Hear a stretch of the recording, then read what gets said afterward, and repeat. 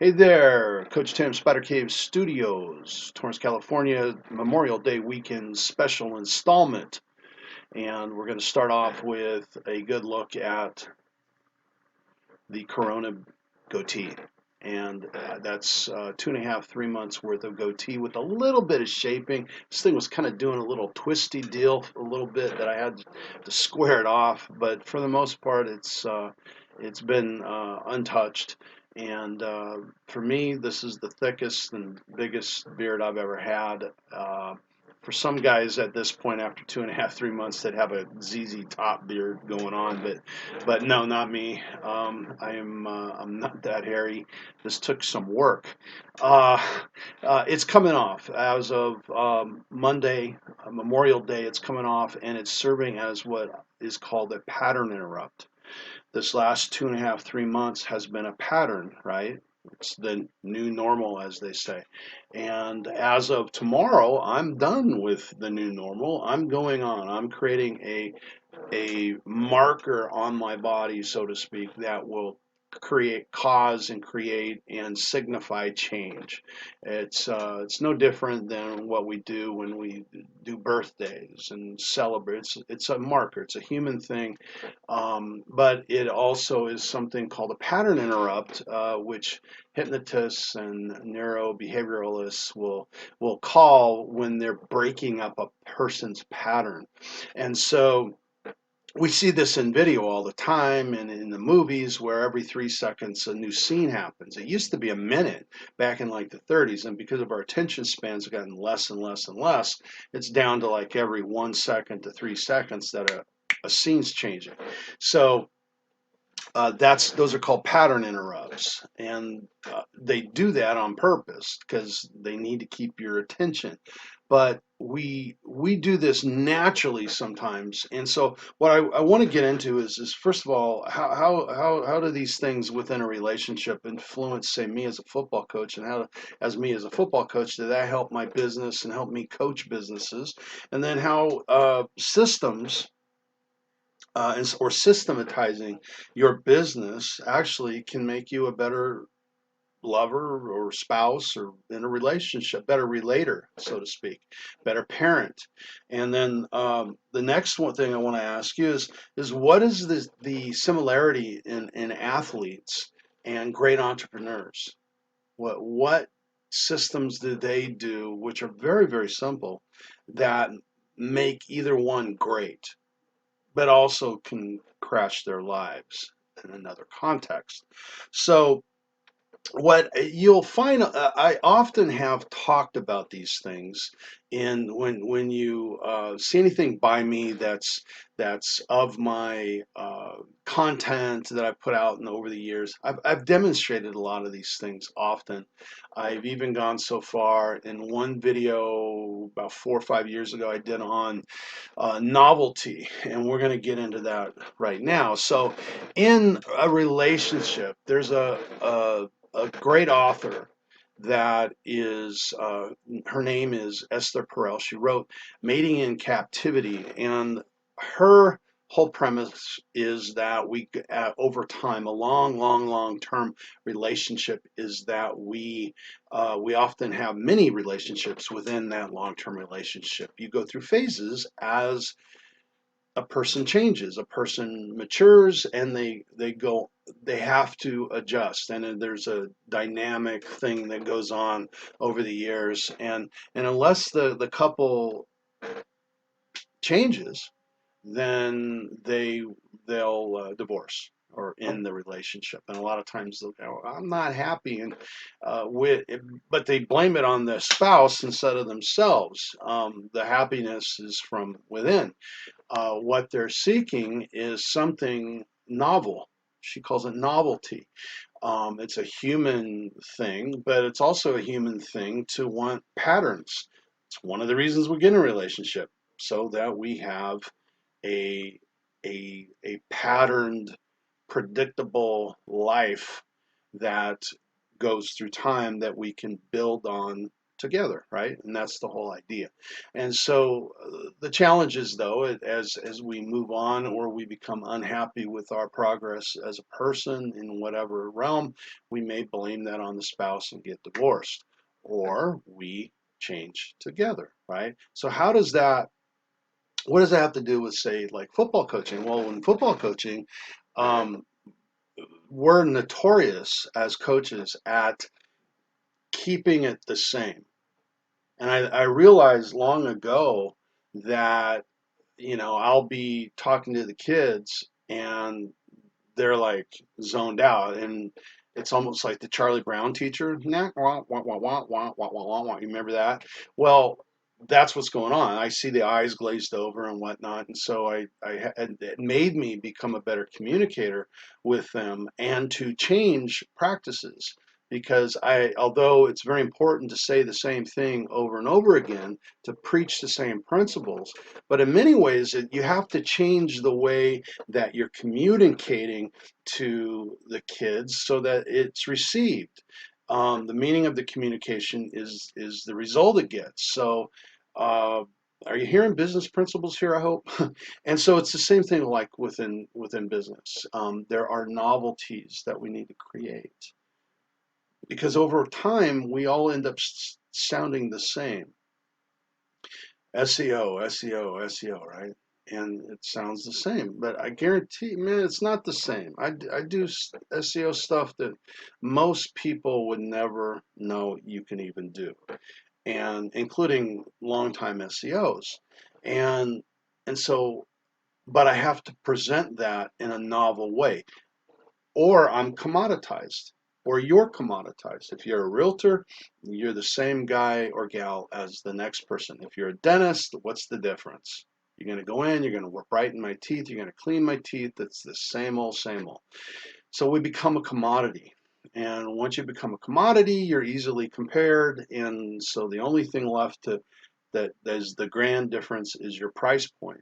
And it cheapens everybody down. And unless you up your marketing, you're actually screwing the industry, not just yourself, but everybody else, because you're forcing prices down. And when prices come down, service has to go along with it.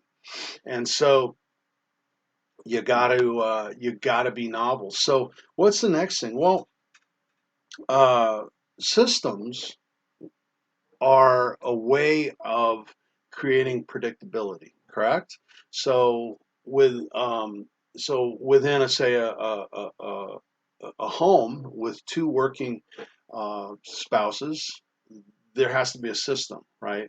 There has to be a system to get the kids ready, get them to school, or get them to the babysitter, get ready for work, make sure the spouse is going, go together, go separate, whatever, and then coming home, get the kids home from school, babysitter, or whatever, right? Dinner, blah, blah, blah, rinse and repeat. And you wonder why people divorce.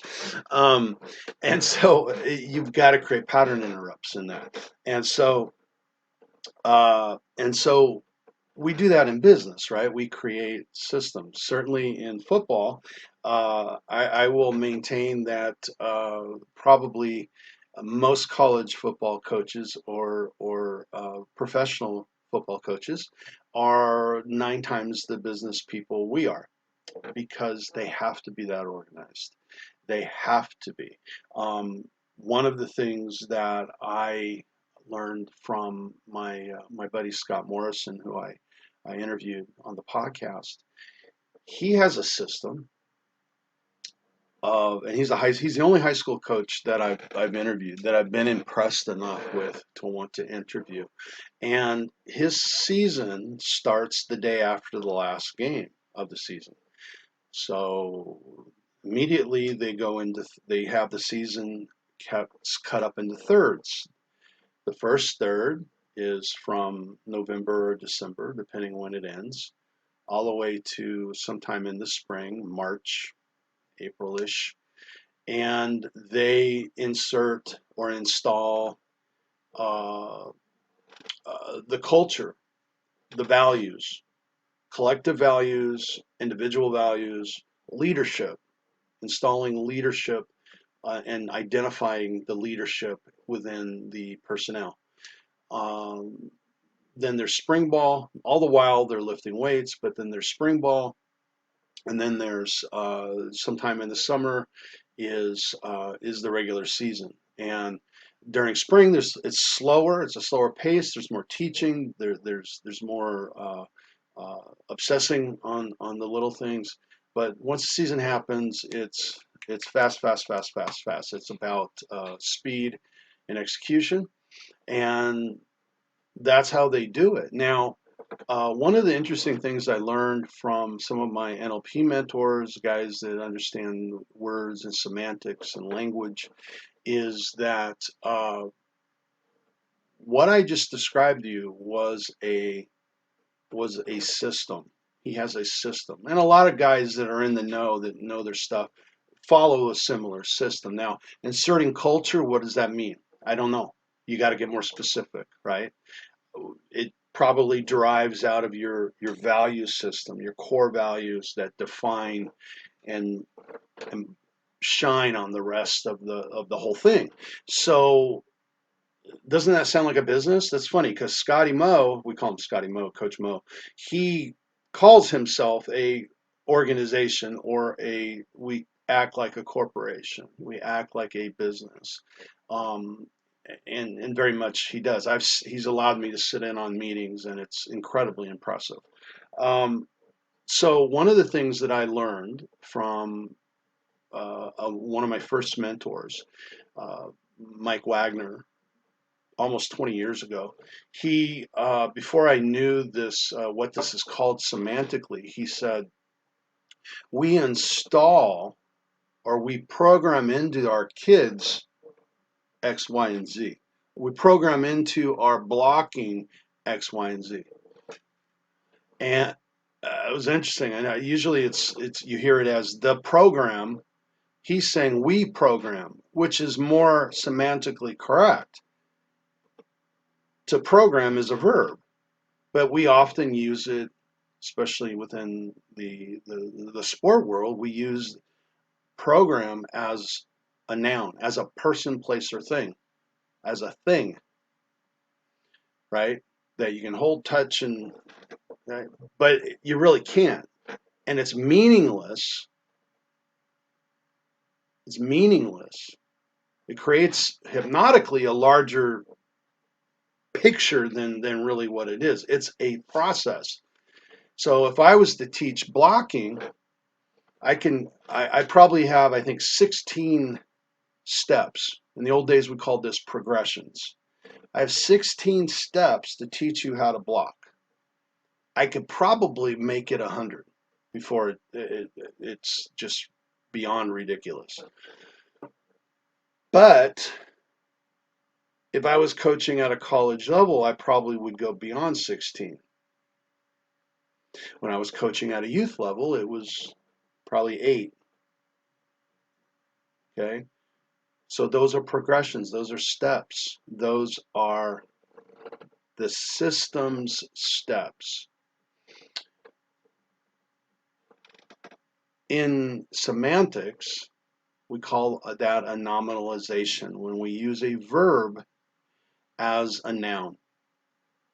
Okay, so a lot of times, if you want to get to the real thing beyond BS, get into specifics of process. What is the process? What is the system? What are the steps in the system? And break those down. And then, I first saw this in business as a process map. So if I want to outsource, I could create different steps and create a process and then outsource those different steps, right? And pay people accordingly. Um, so that's business, right? That's how we could do our business. We can process it out. And now I'm not in my business. I'm above my business. I'm outside the minutia of the business. I could actually run the business better by not being so inside of it. Does that make sense? So that's how you kind of you can process that out. Hopefully that metaphor made some sense for you using the football analogy. So whenever you look at uh, this stuff. And which one? Oh, the athletes. The great athletes in this in the world typically operate binarily. It's either great or it's crappy.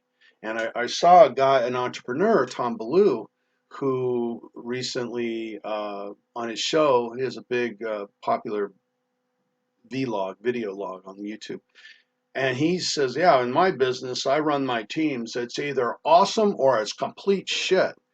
And I thought, wow, that's probably, I mean, Steve Jobs was called quite a jerk, right, to work for. And that's probably was true of Jobs. It was probably true of a lot of entrepreneurs. However, when being motivating and running a team, it's really not. I mean, that's old school football coaching, right? Just yell, yell, yell, snarl, snarl, snarl, spit, spit, spit, right?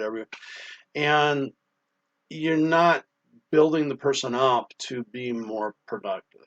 And so I think it works better, not all the time, but better on yourself. I thought this way as an athlete. I was a really good athlete, better than my body was given to me. I excelled by pushing myself beyond my limitations of my talent, and I expanded my talent. And part of it was having this binary way of thinking. It's either great or not.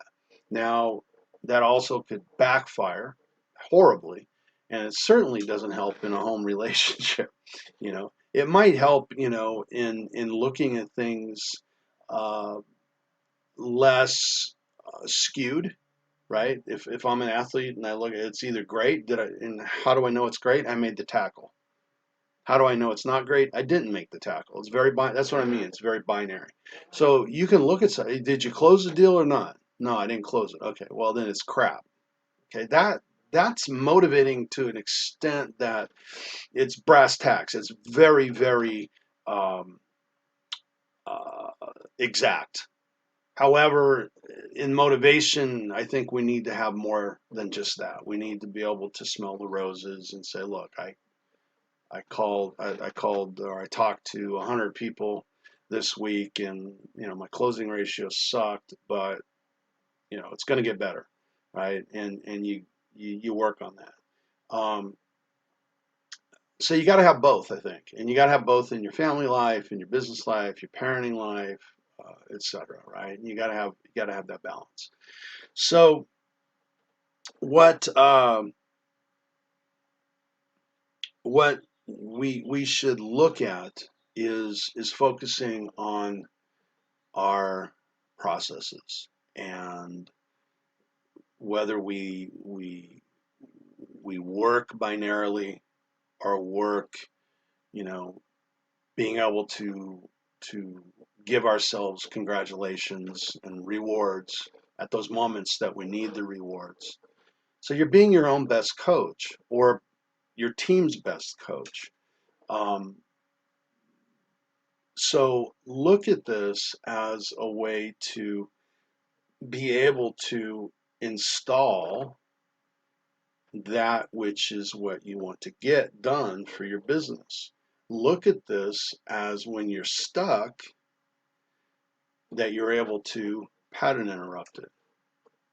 You create the pattern interrupt. Going back to the football, um, how would I do that? Well, I would do a lot of things. I'd make sure the kids were paying attention. I'd lock eyes with them, ask them a direct question, call them out.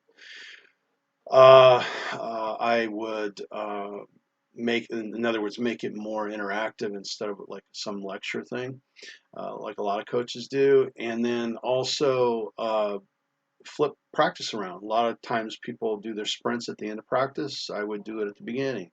A lot of times people do uh, walkthroughs somewhere in the middle of it. I'll do it in the beginning. I'll do team in the beginning or the end, and so it's always making them not be able to know. I've always said a thing, and I know myself as a weightlifter over the years. One of the things I remember last year, probably about this time, I had lifted some pretty heavy weights on the bench, and I just knew that I was going to be able to go in and lift these big weights again because I just did it the week before or a couple days earlier. But for growth, yeah, my mind had it so that I could do it. But for growth of muscles and strength and whatnot, I had the pattern interrupted. I had to do something. I won't get into all the different ways, but I had to do something because it was too easy. I was going in, I'm like, I already got it. Boom, boom, boom, do it exactly the same way, and I'll get the same results or maybe even a little bit more. But am I going to grow? No, because I'm not being stressed. So, and the idea is of in muscle building is stressing the muscle. So I had to do that, and unless I did that, I pattern interrupted, I wouldn't get bigger. I wouldn't get stronger. Does it make sense? Same thing in the workplace. Why this is coming off tomorrow. So, hey, I hope that made some sense. Hopefully, it made you think a little bit about how to improve. Because a lot of times, a lot of the stuff out there on improvement and whatnot, it's just bullshit. Sorry, the guru class are full of crap. It's either rah rah rah cheerlead, let's do 20x, those kind of things, and it's come on, man, uh, it's a lot of hype. And so there are principles that you can use that will get you to where you want to go and whatever it is. And so hopefully that was helpful. It's Coach Tim out. Happy Memorial.